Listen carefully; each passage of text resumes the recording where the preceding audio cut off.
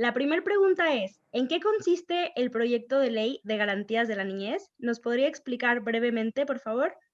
Y el Ujú. objeto del proyecto es la protección integral y el ejercicio de los derechos de los niños, niñas y adolescentes reconocidos por la Constitución, la Convención de los Derechos del Niño y los tratados internacionales ratificados por Chile y las leyes. Y el proyecto se divide en dos grandes partes. La primera se refiere a las normas generales, en que se reconoce un listado de derechos, de principios, garantías respecto de niños, niños, niñas y adolescentes, como hace la mención en toda la ley así. Por ejemplo, se reconoce a los niños como sujetos de derecho, está el principio del derecho preferente y deber de los padres de educar a sus hijos, está la autonomía progresiva, de lo que vamos a hablar después, el principio de igualdad y no discriminación arbitraria, etc. Y la segunda parte, que es una parte que ha sido más bien desarrollada por nosotros, por esta administración, se refiere a la protección administrativa y a la institucionalidad del sistema de garantías.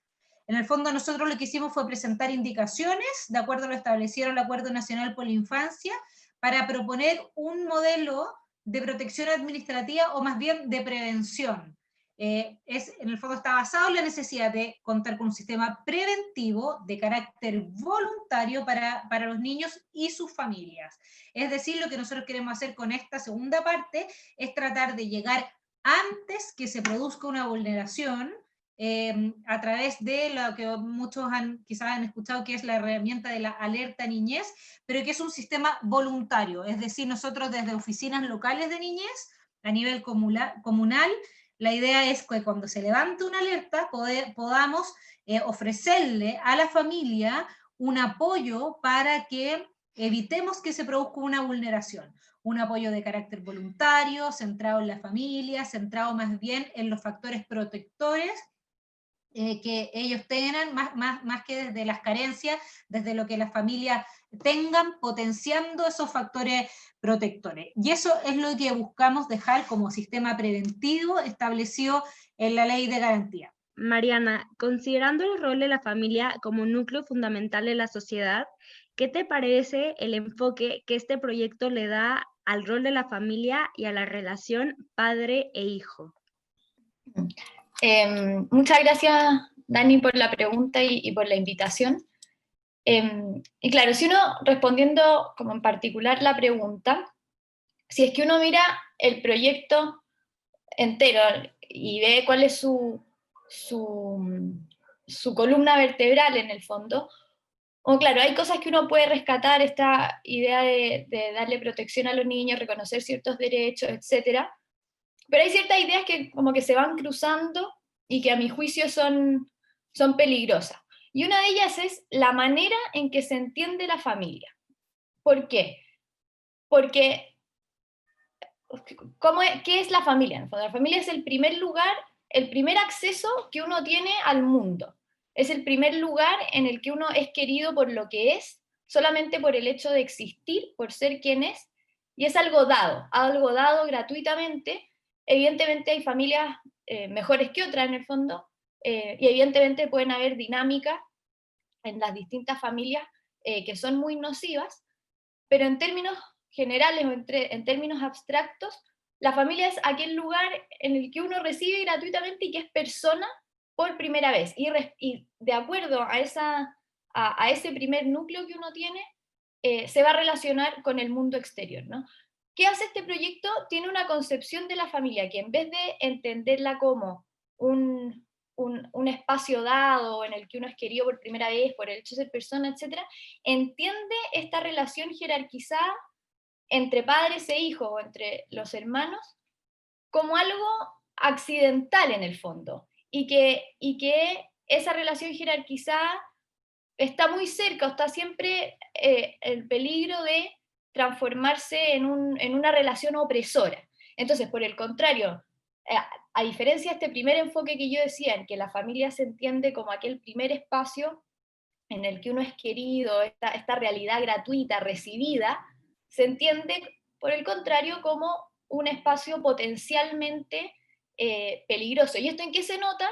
En que la protección de los niños no está dada en primera instancia, esto se reconoce en la ley, ¿no? Pero no está dado, el énfasis, no es que no se reconozca, pero el énfasis no está dado en la relación padre e hijos, sino Estado y niños. Entonces eso ya es como una primera como pequeña distorsión que esta ley introduce y que podría ser más o menos problemática. Mariana, ¿tú crees que puede existir un concepto de autonomía progresiva bien entendida? Y de ser así, ¿por qué este concepto sería conflictivo si es que se puede entender bien? Si es que hay otra manera de entender el concepto de autonomía progresiva, por supuesto, eso, y uno lo ve como en la vida diaria, digamos.